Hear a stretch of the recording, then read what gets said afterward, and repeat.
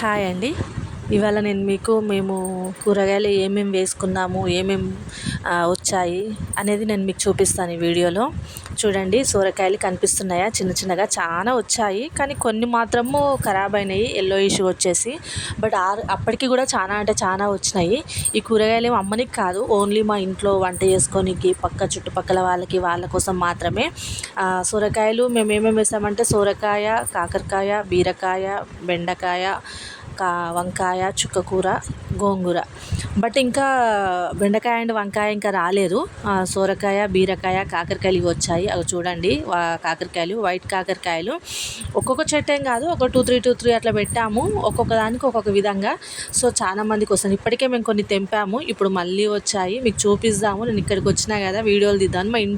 మా ఇంటి పక్కకే, మా పెరట్లోనే అని చెప్పేసి.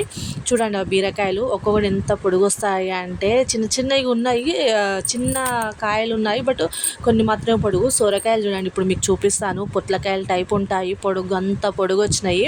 ఆకుల మధ్యలో మీకు సరిగా కనిపిస్తుందో లేదో కానీ ఒకసారి చూడండి, సొరకాయ ఎంత పొడుగు అనిపిస్తుందో. అక్కడి నుంచి ఇక్కడ దాకా వీడియోలో క్లియర్గా వస్తలేదు, కానీ నేను తీయడంలో సరిగా రాలే. కానీ మామూలుగా అయితే బయట చాలా అంటే చాలా పొడుగున్నాయి. ఇవి పక్కకి ఇంకా కాకరకాయలు కూడా చాలా కాసినాయి.